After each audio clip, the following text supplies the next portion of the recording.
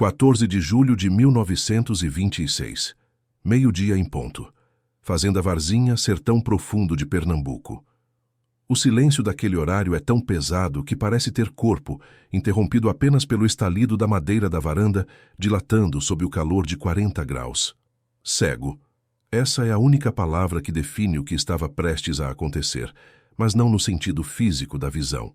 Era a cegueira da alma. Aquela que o poder e a vaidade cultivam no peito de quem acha que o mundo cabe na palma de sua mão. O coronel Teotônio, um homem cujas terras levavam 3 dias para serem atravessadas a cavalo, estava sentado em sua cadeira de balanço, observando a poeira levantar na estrada. Um vulto se aproximava. Não era uma tropa, não era um comboio de mercadorias.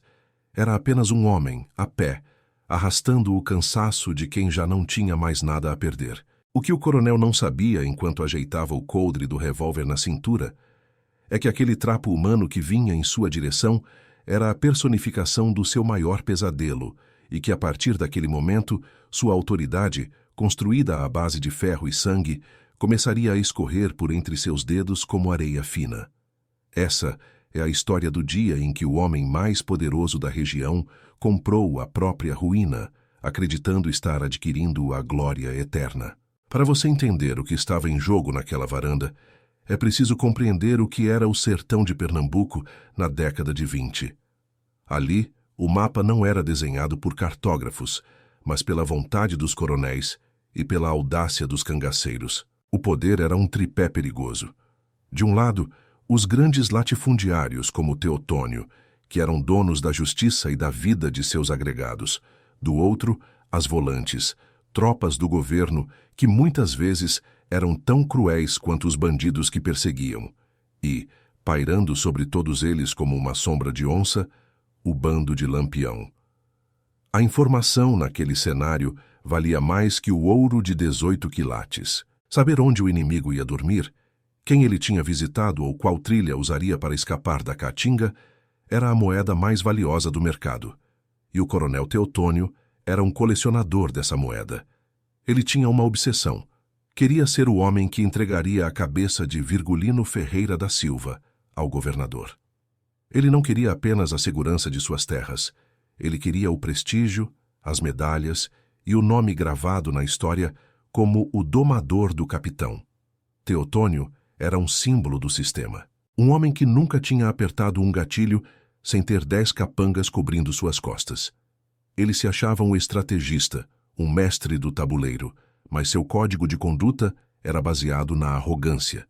Ele acreditava piamente que todo homem tinha um preço e que o dinheiro podia comprar até a lealdade de um anjo, quanto mais a de um cangaceiro faminto. Para ele, Lampião era apenas um bicho da mata, um caboclo astuto, mas inferior. Essa subestimação era o seu ponto cego. O coronel vivia cercado de seguranças, mas sua verdadeira proteção era o medo que ele impunha. Ele não tolerava falhas, não aceitava ser questionado e tinha uma confiança cega em sua própria inteligência. Ele era a máquina do sistema, fria, burocrática e cheia de si. O estranho parou diante da escadaria. Ele fedia a suor velho, couro curtido e pólvora. Vestia uma farda de soldado da volante, mas estava em frangalhos. Um trapo sujo cobria o olho esquerdo e suas mãos tremiam de um jeito que tornava difícil segurar o rolo de couro de bode que trazia debaixo do braço. Os capangas de Teotônio, homens calejados no serviço sujo, se aproximaram com as mãos nas coronhas.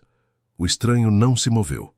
Ele apenas olhou para o coronel e disse, com uma voz rouca que parecia vir do fundo de um poço seco, que tinha desertado da tropa de confiança de Lampião.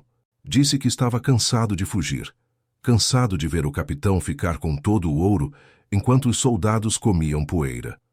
O coronel sentiu o cheiro da oportunidade. O mas tinha um problema que sempre surge nessas horas, veio logo em seguida. O soldado queria 20 contos de réis, uma fortuna. Mas em troca, ele entregaria o mapa exato da Grota do Angico, o local onde Virgulino e seu Estado-Maior planejavam se esconder na próxima lua cheia, esperando reforços que nunca viriam. Nesse momento, algo estranho aconteceu. Algo que um homem menos arrogante que Teotônio teria notado.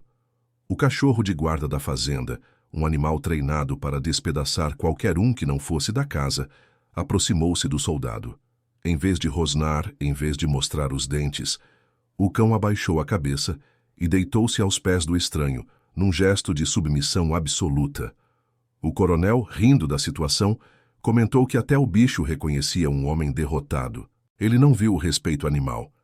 Ele viu apenas a fraqueza humana. O soldado abriu o couro de bode sobre a mesa de jacarandá.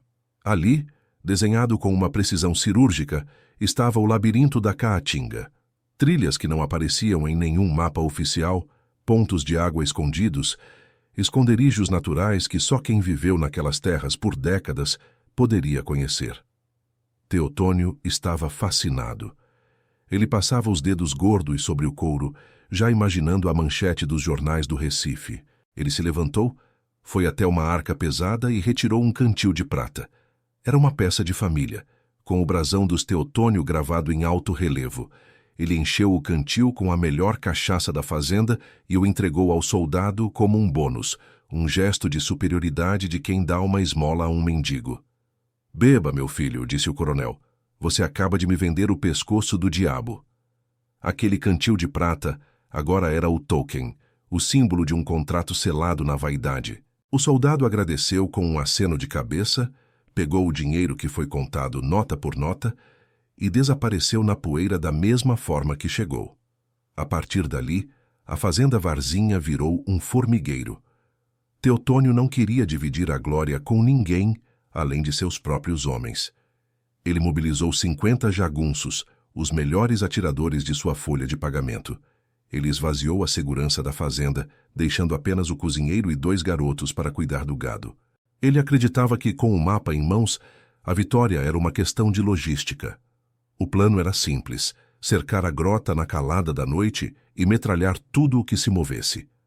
Ele estava tão seguro de si que nem se deu ao trabalho de verificar se o soldado ainda estava na região. Ele tinha o mapa. Ele tinha o X. Ele tinha a convicção de que o dinheiro tinha comprado a verdade. Nas horas que antecederam a partida da tropa do coronel, o clima era de festa antecipada.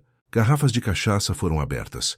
Planos de como gastar a recompensa do governo foram discutidos aos gritos. Ninguém percebeu que o silêncio da caatinga ao redor da fazenda estava mudando de tom. Os pássaros haviam parado de cantar mais cedo e o gado estava inquieto no curral. O coronel Teotônio, em seu gabinete, lustrava o brasão do cantil de prata que ele pretendia usar para brindar sobre o cadáver de Lampião. Ele olhava para o mapa de couro de bode e sorria. Ele se sentia o dono do roteiro. O que ele não sabia, o que ninguém ali suspeitava, era que o roteiro já tinha sido escrito há muito tempo e que ele era apenas o ator coadjuvante que pagou caro para entrar em cena. A tropa partiu ao pôr do sol. 50 homens armados até os dentes, seguindo as coordenadas do mapa. A fazenda ficou vulnerável, um castelo de cartas esperando o primeiro sopro de vento. Teotônio ficou para trás, planejando se juntar aos seus homens na manhã seguinte para o golpe final. Ele queria chegar quando o sangue já estivesse frio, apenas para dar a ordem de decapitação. Enquanto ele tomava sua última xícara de café antes de dormir, o silêncio da varanda foi quebrado pelo som de um sino de cabra. Um som suave, rítmico, que parecia vir de dentro da própria casa. O coronel franziu a testa. Não havia cabras na varanda. Ele se levantou, a mão instintivamente buscando o revólver, mas parou no meio do caminho. O soldado maltrapilho estava sentado na sua cadeira de balanço. Mas ele não parecia mais maltrapilho. Ele não usava mais o trapo no olho. Ele estava limpo, ereto, e segurava o cantil de prata com uma elegância que o coronel nunca vira em nenhum de seus subordinados. E o mais aterrorizante, ele não estava sozinho. As sombras ao redor da casa começaram a ganhar forma. Chapéus de couro com estrelas de prata brilhavam sob a luz da lua. O coronel sentiu o chão sumir. O mapa que ele comprou por 20 contos de réis não era o caminho para a grota do Angico. Era o convite para o seu próprio julgamento. E agora, com sua fazenda desprotegida e seus homens a quilômetros de distância, caçando fantasmas na mata, ele percebeu a profundidade do abismo em que tinha mergulhado. O jogo não era de xadrez. Era uma emboscada de espelhos. E ele tinha acabado de se ver pela primeira vez como realmente era. Um homem pequeno que achou que podia comprar o dono do sertão. O que aconteceria nas próximas horas mudaria para sempre a lenda de Lampião e selaria o destino da família Teotônio de uma forma que nenhum dinheiro no mundo poderia apagar. 15 de julho de 1926. 2 horas da manhã. A escuridão no sertão de Pernambuco não é apenas a ausência de luz. É uma presença física, densa e sufocante. Checkmate. Essa é a única palavra que poderia definir o ar dentro da sala de jantar da fazenda Varzinha naquele instante. O coronel Teotônio, o homem que se orgulhava de conhecer cada rastro de sua terra, estava agora paralisado, com os olhos fixos no homem que ele acreditava ser um desertor miserável. Mas o sujeito à sua frente não tinha mais o olhar baixo ou os ombros caídos. Ele estava ereto, exalando uma autoridade que nenhuma farda de volante poderia conferir. O pano que cobria seu olho tinha desaparecido, revelando um olhar que cortava mais que uma faca de ponta. Enquanto os 50 jagunços do coronel cavalgavam desesperados em direção a uma grota vazia a quilômetros dali, Teotônio percebia que tinha cometido o erro fatal de todo homem poderoso. Ele acreditou na própria mentira de que o dinheiro tudo compra. Essa é a história da hora final, o momento em que a vaidade de um império rural ruiu diante da astúcia de quem não tinha nada a perder, a não ser a própria dignidade. Para você entender o tamanho da queda, precisa olhar para o tabuleiro que Lampião montou. Ele não apenas se disfarçou, ele estudou a alma de Teotônio. Ele sabia que o coronel não resistiria à chance de ser o herói dos jornais, o homem que capturou o rei do cangaço. O plano de Virgulino foi uma aula de psicologia aplicada ao combate. Ele deu ao coronel exatamente o que ele queria: um inimigo vulnerável, uma traição por dinheiro e um mapa detalhado. No sertão daquela época, a reputação era a única coisa que mantinha um coronel de pé. Sem ela, os agregados não obedeciam, os inimigos avançavam e o governo retirava o apoio. Lampião não queria apenas o dinheiro para comprar munição e mantimentos. Ele queria destruir o alicerce que sustentava Teotônio. Ele queria mostrar que o coronel era, no fundo, um amador brincando de guerra com homens de verdade. Lampião era um símbolo de um código que Teotônio nunca entendeu. O código da terra, do silêncio e do respeito que não se compra com contos de réis. Enquanto o coronel via o mundo como uma série de transações financeiras, Lampião via o mundo como uma sucessão de estratégias e lealdades. A decisão de entrar na fazenda sozinho, disfarçado, foi o ápice de seu autocontrole.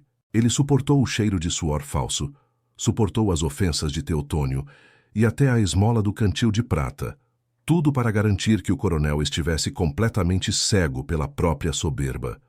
Esse era o código de Virgulino. A vitória mais doce não é a que derrama sangue, mas a que expõe a mediocridade do adversário diante de seus próprios pares. O sistema que Teotônio representava era uma máquina pesada e lenta. Ele acreditava que, mobilizando 50 homens, a força bruta resolveria o problema. Mas a máquina tinha um problema de fábrica. Ela dependia da informação. E quando a fonte da informação é o próprio inimigo, a máquina se torna uma arma apontada para o próprio peito. Os jagunços de Teotônio eram homens temidos, mas eram movidos pelo soldo, não pela causa. Enquanto isso, os cangaceiros que agora cercavam silenciosamente a fazenda eram sombras que se fundiam com a vegetação, homens que viviam para o bando. O plano de Lampião foi cirúrgico. Ele esvaziou a fortaleza do coronel usando a ganância do próprio dono como isca. Enquanto isso, a quilômetros dali, na grota do Angico, a tropa de jagunços chegava ao ponto marcado com um X no couro de bode. O silêncio da mata era interrompido apenas pelo arquejar dos cavalos cansados. Eles se posicionaram, armas engatilhadas, corações disparados. O líder da tropa deu o sinal. Eles invadiram o local aos gritos, disparando contra as sombras. Mas não houve resposta. Não havia fogueiras, não havia barracas, não havia cheiro de café. No centro da grota, pendurado em um galho de juazeiro, havia algo brilhando sob a luz da lua. Era um espelho simples, com uma moldura de madeira barata.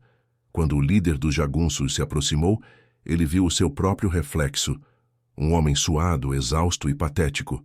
No verso do espelho, uma frase escrita a carvão dizia: "Quem procura o que não deve, encontra o que não quer." A humilhação era completa. Eles tinham percorrido quilômetros de caatinga fechada para cercar o próprio vazio. De volta à sala de jantar, o silêncio era tão denso que o coronel podia ouvir o próprio coração batendo contra as costelas. Lampião pegou o cantil de prata, aquele que Teotônio lhe entregara com desdém, e serviu um pouco de cachaça em 2 copos de vidro. "O senhor me vendeu o caminho, coronel", disse Lampião com uma calma que gelava o sangue, mas esqueceu que a estrada sempre teve dono. Ele não sacou o fuzil, ele não gritou. Ele apenas colocou os 20 contos de réis sobre a mesa nota por nota. O dinheiro que deveria comprar sua cabeça agora estava ali, servindo como o pagamento por uma estadia que Teotônio nunca desejou. "Fique com o seu dinheiro, coronel. Eu não vim aqui pela sua riqueza. Eu vim mostrar que o senhor é pobre de juízo." O clímax não foi um tiroteio, mas uma inversão de poder total. Lampião se levantou, caminhou até a janela e assobiou. Em segundos, a varanda que antes estava vazia foi tomada por vultos armados. Eram os cangaceiros de Virgulino, que estiveram ali o tempo todo, observando a comédia humana se desenrolar. O coronel Teotônio, o homem que mandava no fôlego de 3 municípios, caiu de joelhos. Ele esperava a morte, um tiro na testa que acabaria com seu tormento. Mas Lampião tinha um castigo pior reservado para ele. "O senhor vai ficar vivo, coronel. Vai ficar vivo para contar aos seus homens o que viu hoje. E para lembrar, cada vez que olhar para esse espelho que deixei na grota, que o senhor não passa de um figurão de papel." Lampião saiu da casa com a mesma calma com que entrou. Ele levou consigo apenas uma coisa: o cantil de prata com o brasão da família Teotônio. Ele montou em seu cavalo e desapareceu na escuridão da caatinga, seguido por sua tropa de sombras. O coronel ficou sozinho na sala, cercado pelo luxo de sua fazenda, que agora parecia uma prisão. Ele olhou para o dinheiro em cima da mesa e sentiu náuseas. Aquele papel moeda era o recibo de sua total insignificância. Nas 72 horas seguintes, a notícia se espalhou pelo sertão como um rastro de pólvora. A história do coronel que pagou 20 mil contos para ser enganado por Lampião virou motivo de riso nas feiras, nos mercados e até nas missas de domingo. A autoridade de Teotônio evaporou. Seus jagunços, sentindo-se humilhados, começaram a desertar. O governo, temendo o desgaste político de estar aliado a um homem que foi feito de bobo, retirou o apoio e as verbas. Em 6 meses, a fazenda Varzinha, outrora um centro de poder, era uma propriedade decadente, com cercas quebradas e gado magro. Teotônio não suportou o peso do deboche. Ele se tornou um homem recluso, que nunca mais saiu à varanda e que, segundo diziam os poucos empregados que restaram, tremia toda vez que ouvia o som de um sino de cabra. A lei do universo no sertão é implacável. A vaidade é uma armadilha que o próprio homem arma e na qual ele mesmo pisa.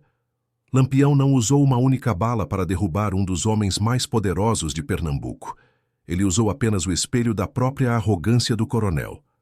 O cantil de prata reapareceu anos depois, em uma fotografia famosa do bando de Lampião, pendurado no pescoço de um cavalo, brilhando sob o sol como um troféu de uma guerra vencida sem disparos.